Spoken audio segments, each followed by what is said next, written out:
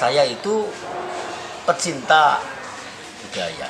Saya itu tidak suka dengan bongsong robah-robah ketika itu masih bisa dipakai. Bangunan itu menceritakan masa lalunya. Jadi kalau kita melihat sebuah bangunan atau melihat sebuah, bukan hanya bangunan ya, tapi alam gitu ya, itu bisa menceritakan masa lalunya. Oh, dulu seperti ini ya, gitu.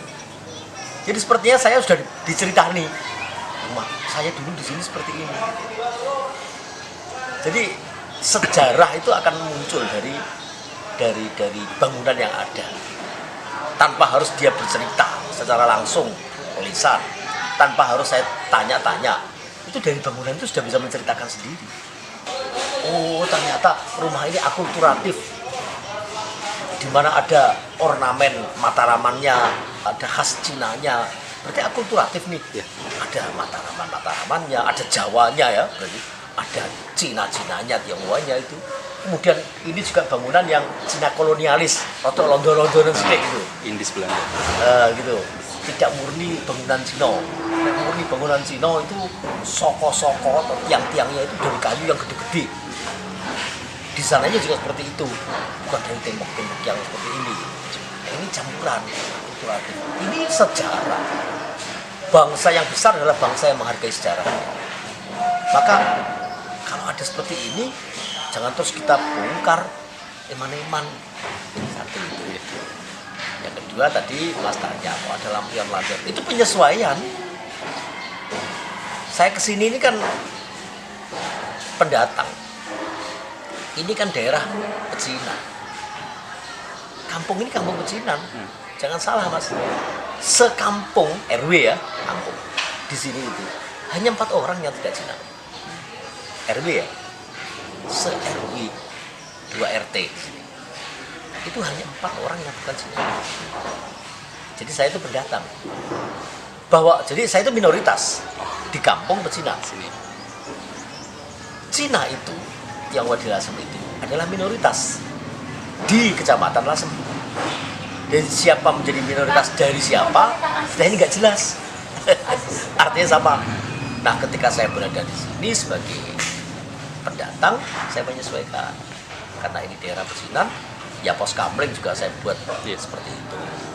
Kemudian ada ornamen-ornamen yang seperti ini. Apa namanya? Ini juga tidak beli saya. Tidak beli.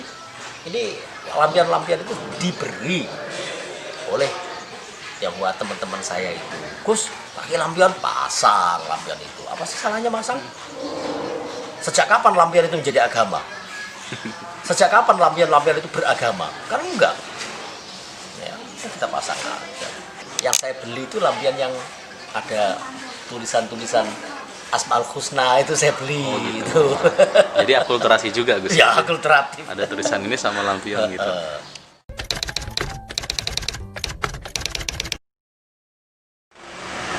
NU dan pesantren tradisional itu memegang teguh tasamuh, toleransi, i'tidal, melakukan keadilan, berlaku adil, tawazun, berimbang, sana sini berimbang. Ada calon-calon presiden macam-macam, mau berapapun calon presidennya kita berimbang. Dan tawasud, moderat. Itulah ajaran yang kami pahami. Orang yang tidak paham dengan NU, yang tidak paham dengan Islam tradisional, yang tidak paham dengan pesantren-pesantren tradisional, menganggap bahwa NU itu tidak mempunyai sikap. Ya biarin orang nggak paham. Nanti kalau dia kepengen paham, silahkan masuk ke NU.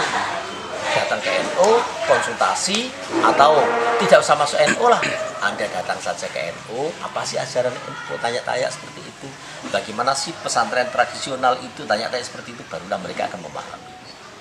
Selagi mereka berada di luaran sebagai orang Islam kanan atau Islam kiri, macam-macam gitulah, apa Islam kanan, apa Islam kiri, apa Islam di atas, apa Islam di bawah gitu, mereka tidak memahami karena mereka tidak tahu. Mas, ketika sampean itu bilang orang itu wayu, ya, dan belum menjadi istri sampean kan belum tahu. Paling-paling hanya dari luar aja, kita ayu. Ternyata begitu mbok takoni, wah, kayak belarutan. ngamuan gitu ya. Tapi kadang-kadang ada ngomong itu rada elek gitu, rada elek. Kita kelihatan secara lahir, wah itu elek, rada elek, mesti ngamuan. Ternyata enggak. Kalau kita ingin tahu ya kita tanya pada orang lain yang lebih tahu tentang itu. Tanya pada teman-teman yang menyertainya kan itu. Nah itulah yang selama ini saya pahami.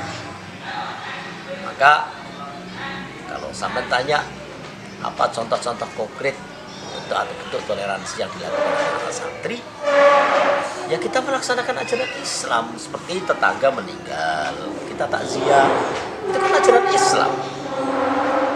Loh, apa yang membedakan takziah? Nggak apa-apa kan, takziah ke siapapun nggak apa-apa. Takziah kepada selain agama yang tidak seiman nggak apa-apa, takziah itu. Ziarah ke kuburnya saja nggak apa-apa kok.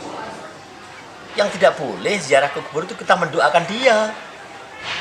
Ya Allah, mudah-mudahan orang yang di luar agama kami ini yang ada di kuburan ini semoga jenengan ampuni semua, masuk ke surga semua. Itu yang nggak boleh. Itu nggak boleh. Oh, nggak boleh itu. Karena keimanan kita, keyakinan kita, kebenaran itu pasti satu. Yang paling benar itu pasti satu. Islam yang paling benar menurut keyakinan saya. Sebagaimana keyakinan Anda yang menyatakan bahwa agama Anda adalah yang paling benar. Itu harus diyakini, itu keimanan kok. Nggak boleh atas nama toleransi kemudian kita menggadaikan akidah. Ya. Silahkan Anda datang ke masjid saya untuk bersembahyang, nanti saya juga akan datang ke gereja Anda untuk kebaktian, untuk misa. Itu yang nggak boleh. Jangan atas nama toleransi kita menggadaikan akidah. Islam mengajarkan untuk saling membantu. Makanya kalau ada tetangga yang meninggal, bukan hanya takziah, kita membantu. Bila perlu anak pondok putri ikut masak di situ. Yang laki-laki pasang teratak, tahu teratak ya? Terop. Oh, terop. Terop. Ini bagian dari ajaran Islam. Jadi saling membantu, saling menolong. Kalau sudah bicara kemanusiaan, membantu siapapun manusianya kita bantu. Apapun itu agamanya. Iya dong. Kalau ada orang misalkan kecelakaan apa kita tanya, kamu Islam nggak? Oh loh, gimana tuh? Misalnya sudah sendik-sendik kok kita tanya. Ada orang kecelakaan tangannya keceklik kok kita tanya, kamu Islam nggak? Enggak bakalan, udah saya mau nolong kamu. Ayo lucu toh. Iya.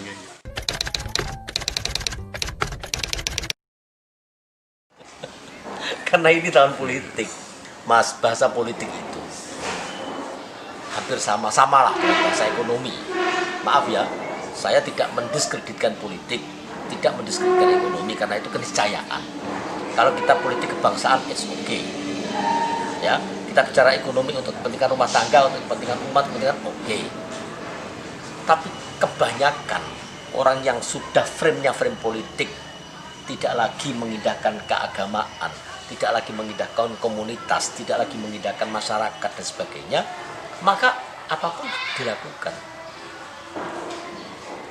Ketika orang itu sudah bicara ekonomi, tidak lagi mengindahkan keimanan, tidak lagi mengindahkan syariat, tidak lagi mengindahkan komunitas, tidak lagi melihat pada masyarakat, sosial dan sebagainya. Dia hanya mencari harta dan harta. Apapun dilakukan, dosa sekalipun, korupsi sekalipun dilakukan. Kalau sudah bicara ekonomi yang seperti itu, bicara politik kekuasaan seperti itu. Nah, dalam konteks itu saya menyatakan bahwa bahasa politik dan ekonomi itu sama. Islam itu sangat menghargai perbedaan. Kalau Islam itu tidak menghargai perbedaan, Islam itu menjadi kecil. Islam besar seperti ini karena menghargai perbedaan. Bukan hanya menghargai, bahkan menumbuhkan perbedaan-perbedaan itu. Yang penting perbedaan itu bukan atau tidak mengarah kepada tafrik, perpecahan.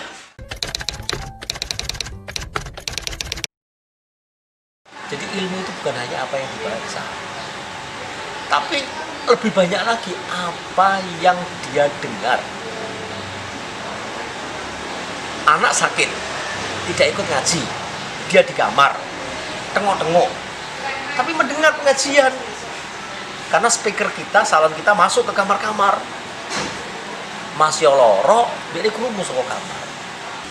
Jadi transformasi keilmuan di pesantren itu, Mas, kalau yang sifatnya saya mengulang belajar mulang, cong begini hanya seberapa. Tapi yang mereka lihat dari saya, mereka melihat dari guru-gurunya, dari ustadz-ustadz yang berada di sini. Oh, ustadz-ustadz di sini memerintahkan sholat tahajud. Ustadz-ustadz di sini selain merintah, mereka sendiri juga melakukan sholat tahajud. Saya tahu itu karena saya hidup bersama dengan ustadz-ustadz itu. Oh, kiai memerintahkan sholat duha. Kiai sendiri juga melakukan sholat duha. Saya tahu karena saya hidup di situ bersama dengan kiai. Itu menumbuhkan ilmu. Bukan hanya ilmu, tetapi uswah, qudwah, percontohan yang bisa ditiru oleh mereka. Secara nggak langsung mereka mencontoh gitu Gus. Iya, dan itu transformasi keilmuan itu. Itu transformasi keilmuan dari kiai kepada murid, dari Mbah Modin kepada komunitas di sekitarnya Mbah Modin, itu seperti itu.